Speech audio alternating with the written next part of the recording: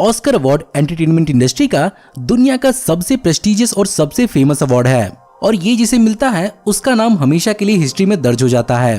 और specially Oscar की best category जीतने वाली मूवीज दुनिया भर में अपना हल्ला मचाती हैं। और हर साल की तरह इस साल भी ऑस्कर की बेस्ट पिक्चर कैटेगरी के लिए 8 मूवीज को सिलेक्ट किया गया है। पर इतने प्रेस्टिजियस अवार्ड की आखिर शुरुआत कब, कैसे और कहां हुई, आज की वीडियो में हम डिस्कस करेंगे ऑस्कर की एक ब्रीफ ओरिजिन और हिस्ट्री। साथ ही साथ इस बार हमारा साथ देंगे फिल्मोपीडिया 72 चैनल के अंशुमन, जो इस साल सारी की सारी नॉमिनेटेड मूवीज को हमें अच्छे से एक्सप्लेन करेंगे। तो फिर देर किस बात की।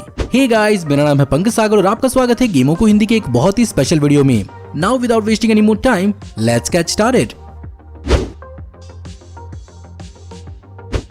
ऑस्कर अवार्ड को पॉपुलरली एकेडमी अवार्ड के नाम से भी जाना जाता है और इस अवार्ड को अमेरिका की organisation the Academy of Motion Picture Arts and Sciences देती है, जिसकी शुरुआत 11 मई 1927 को लुइस बी मेयर ने की थी, जो उस समय मेट्रो गोल्डविन मेयर के हेड थे। ये बेसिकली सिनेमा का एक प्रोफेशनल ऑनररी ऑर्गेनाइजेशन है, जिसमें इस ऑर्गेनाइजेशन का हिस्सा फिलहाल सिनेमा से जुड़े हुए लगभग 10,000 मेंबर्स हैं, जिसमें अलग अलग प्रकार के प्रोफेशनल्स, एक्सपर्ट्स और टेक्नीशियंस होते हैं, जैसे कि actors, directors, screen writers, cinematographers etcetera, जिन्हें अपने अलग अलग क्राइटेरिया और कैटेगरी के हिसाब से अलग अलग नॉमिनेशंस को जज करना होता है और इन्हीं मेंबर्स की वोट्स अल्टीमेटली विनर डिसाइड करते हैं। अब भले ही ये सेरेमनी आज एक बहुत ही सोफिस्टिकेटेड सेरेमनी बन चुकी हो, पर शुरुआत इसकी बहुत ज्यादा सिंपल हुई थी, जहां पर 16 मई 1929 को लॉस एंजलिस के होटल रूजवेल्ट में पहला एकेडमी अवार्ड रखा गया था, जिसका हिस्सा 270 लोग थे और उस समय इस सेरेमनी की टिकट $5 रखी गई थी। और इस अवार्ड सेरेमनी को academy of Motion Picture Arts and sciences के उस समय के प्रेसिडेंट डगलस फेयरबैंक्स ने होस्ट किया था और टोटल 15 अवार्ड ग्रांट किए गए थे, जिसमें 1927 से लेकर 1928 तक के बेस्ट वर्क्स को शामिल किया गया था। जहां पर यह अवार्ड सेरेमनी इतनी ज्यादा स्ट्रेट फॉरवर्ड थी कि सिर्फ और सिर्फ 15 मिनट तक ही चली थी। और इस चीज का एक सबसे बड़ा कारण ये था कि इस अवार्ड के विनर्स को 3 महीने पहले ही डिक्लेयर कर दिया गया था और इसी के बाद से 1930 से लेकर 1940 तक अवार्ड्स को न्यूज़पेपर में रात के 11 बजे पब्लिश किया जाता था। और फाइनली इस मेथड को चेंज करके लाइव एनवेलप का इस्तेमाल किया गया, जिसे आज तक यूज किया जाता है। अब खाली अवार्ड देने का ही तरीका नहीं, बल्कि नॉमिनेशंस को अवार्ड के लिए जज करने का भी अलग तरीका था, जहां पर नॉमिनीज को उनके पर्टिकुलर पीरियड ऑफ टाइम में किए हुए ज्यादा से ज्यादा मूवीज के काम को जज किया जाता था। जैसे कि दुनिया में सबसे पहले बेस्ट एक्टर का ऑस्कर अवार्ड जीतने वाले एमिल जेनिंग्स के 2 मूवीज के परफॉर्मेंस को जज किया गया था, जिसमें उनकी द लास्ट कमांड और the way of all flash movie के कामों को जज किया गया था। वहीं पर जेनेट गेनोर को उनकी 3 फिल्मों के आधार पर उन्हें बेस्ट एक्ट्रेस का अवार्ड मिला था।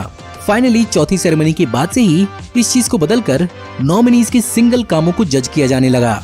फाइनली 1957 के 29th सेरेमनी में best international feature film category को भी ऐड किया गया और इसी के जस्ट 1 साल बाद यानी 1958 में इंडिया से मूवी मदर इंडिया को इस कैटेगरी के लिए नॉमिनेट किया गया, जो इस अवार्ड को जीतने में सिर्फ और सिर्फ 2 वोट से पीछे रह गई। वहीं अगर बात करें इस सेरेमनी की सबसे बड़ी अवार्ड यानी बेस्ट पिक्चर की, तो यहाँ पर 2 कैटेगरीज थी। एक थी आउटस्टैंडिंग पिक्चर और दूसरी थी यूनिक एंड आर्टिस्टिक पिक्चर। और 1962 में फाइनली इन दोनों कैटेगरीज को मर्ज करके बेस्ट पिक्चर कर दिया गया। साथ ही साथ पहले ऑस्कर्स में ये भी ट्रेडिशन था कि पिछले साल के बेस्ट एक्टर्स या एक्ट्रेसेस ही नए साल के एक्टर या एक्ट्रेसेस को अवार्ड ग्रांट किया करते थे, जिसे ऑब्वियसली बाद में चेंज कर दिया गया।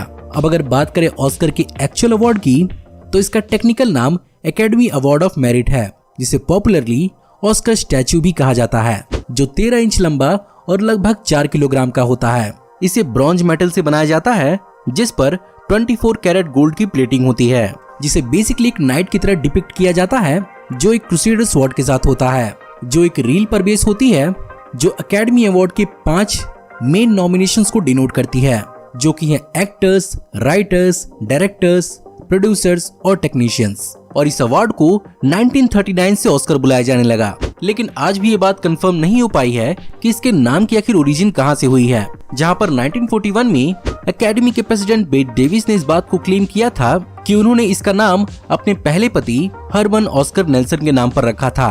वहीं पर दूसरी ओर एकेडमी की एग्जीक्यूटिव सेक्रेटरी मार्गरेट हैरियट ने इस बात को क्लेम किया कि 1939 में इस अवार्ड को देखने के बाद उन्हें अपने अंकल ऑस्कर की याद आई थी, जिनका नाम ऑस्कर पियर्स था, और वहीं से इसका नाम ऑस्कर हुआ। खैर इस अवार्ड और इस अवार्ड सेरेमनी की अपने आप में एक बहुत लंबी कहानी है, जिसके बारे में कभी और डिटेल से जरूर बात करेंगे। अभी फिलहाल चेक करते हैं इस साल की सबसे बेहतरीन बेस्ट पिक्चर के नॉमिनीज को।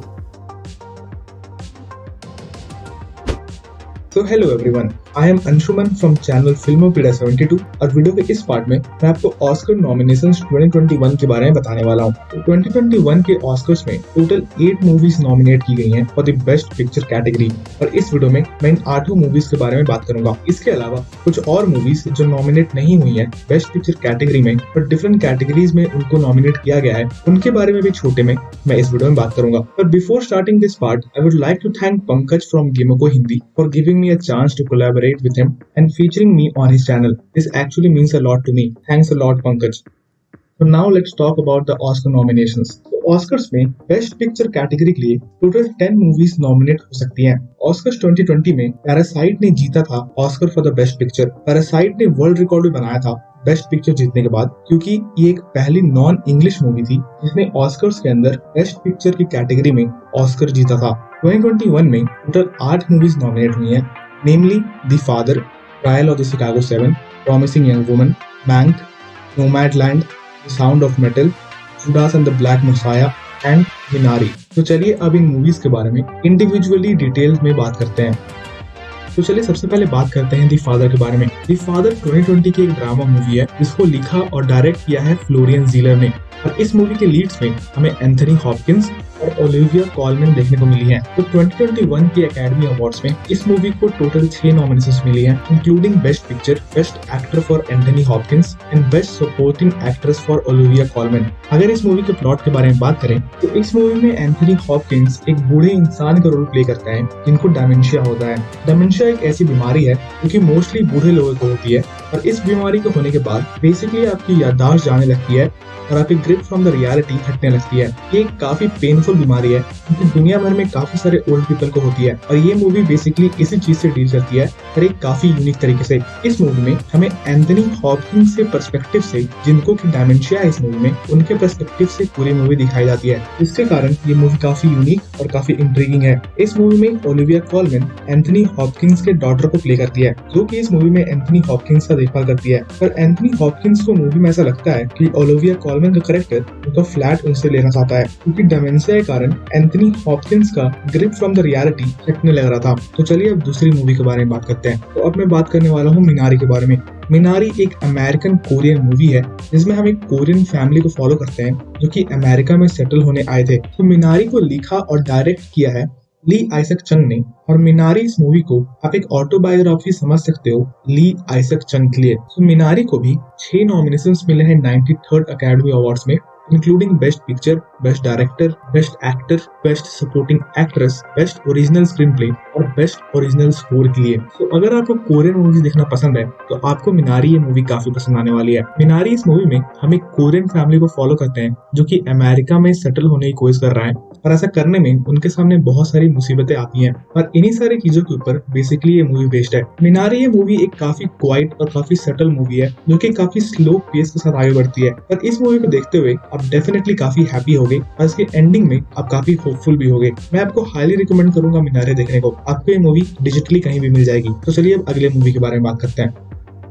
तो अब मैं बात कर रहा हूँ प्रॉमिसिंग यंग वुमन के बारे में। प्रॉमिसिंग यंग वुमन 2020 की एक ब्लैक कॉमेडी थ्रिलर मूवी है जिसको कि लिखा और डायरेक्ट किया है एमरल्ड फेनल ने। इस मूवी में हम कैरी मलिगन को एक ऐसी लड़की का रोल प्ले करते हुए देखते हैं जो कि अपनी बेस्ट फ्रेंड के साथ हुए रेप का बदला लेना चाहती है। इस मूवी को आप एक रिवेंज थ्रिलर भी बोल सकते हो। तो इस मूवी को टोटल 5 नॉमिनेशंस मिले हैं इस साल के एकेडमी अवार्ड्स में, including best picture, best director and best actress. तो प्रॉमिसिंग यंग वुमन एक काफी इंटरेस्टिंग मूवी है। इस मूवी में आपको ह्यूमर से भरे सीन भी देखने को मिलेंगे, इस मूवी में आपको इमोशनल सीन्स भी देखने को मिलेंगे, इस मूवी में आपको रोमांटिक सीन्स भी देखने को मिलेंगे। ये मूवी एक कंप्लीट पैकेज है। आपको इस मूवी को देखते हुए ऐसा लग रहा होगा कि आपने इस मूवी की स्टोरी को प्रेडिक्ट कर दिया, पर इस मूवी में काफी सारे ट्विस्ट और टर्न्स डाले हैं डायरेक्टर ने, जिसके कारण ये मूवी काफी इंजॉयबल बन जाती है। मैं आपको हाईली रिकमेंड करूंगा प्रॉमिसिंग यंग वुमन देखने को। ये मूवी भी आपको डिजिटली ऑनलाइन कहीं भी मिल जाएगी।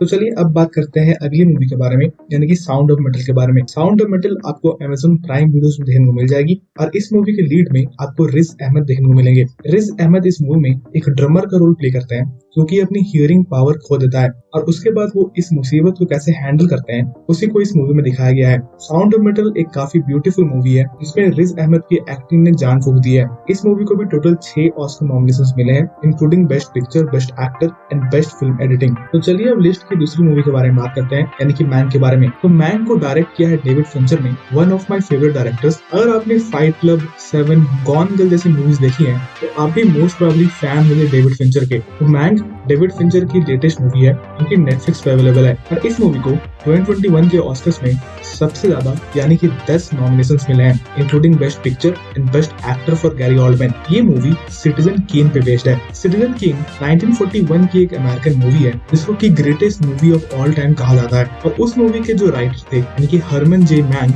उनके ऊपर ये मूवी बेस्ड है, उनके लाइफ के बारे में और उन्होंने सिटीजन केन को कैसे लिखा और वो जब सिटीजन केन के ऊपर काम कर रहे थे तो उनके साथ क्या क्या परेशानियां आई उसके ऊपर ही ये मूवी मैंक बेस्ड है। तो मैंक इस मूवी को आप हरमन जे मैंक का एक बायोग्राफी समझ सकते हो। तो मैंक के कैरेक्टर को इस मूवी में गैरी ओल्डमैन ने प्ले किया है जिनके लिए उनको नॉमिनेट भी किया गया है बेस्ट एक्टर के लिए। मैंक की movie typical David Fincher movie नहीं है क्योंकि ये एक साइकोलॉजिकल थ्रिलर मूवी नहीं है। मैंक एक काफी डिफरेंट मूवी है जो कि आपको ब्लैक एंड व्हाइट में नेटफ्लिक्स पे देखने को मिलेगी, तो आप चाहो तो इस मूवी को देख सकते हो। तो चलिए अब दूसरी मूवी के बारे में बात करते हैं।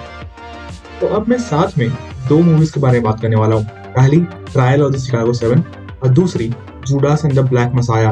दोनों मूवीज 1970s के अमेरिका में बेस्ड है जिस समय अमेरिका और वियतनाम के बीच में एक वॉर चल रहा था। तो 1970s में अमेरिका का जो सोशल पॉलिटिकल स्ट्रक्चर था उसके ऊपर ही ये दोनों मूवीज बेस्ड है। पहली मूवी यानी कि ट्रायल ऑफ द शिकागो 7 एक कोर्ट रूम ड्रामा है जहां पर हम 7 लोगों के ग्रुप को फॉलो करते हैं जिनको कि शिकागो में डेमोक्रेटिक नेशनल कन्वेंशन के समय प्रोटेस्ट करने और राइट्स को इंसाइट करने के लिए चार्ज किया गया था। पर ये ट्रायल पॉलिटिकली मोटिवेटेड था और जो उस समय की यूएस गवर्नमेंट थी वो चाहती थी कि किसी न किसी तरीके से इन सारे लोगों को सजा मिले। जितने भी लोग इस ट्रायल में चार्ज किए गए थे वो सारे लोग वियतनाम वॉर के अगेंस्ट में थे और हमेशा से सरकार के अपोजिट में बोलते रहते थे। इसलिए ट्रायल काफी इनफेमस है अमेरिका की हिस्ट्री में क्योंकि ये अमेरिका का पहला पॉलिटिकल ट्रायल था। इस मूवी को एरन सॉर्किन्स ने लिखा और डायरेक्ट किया है।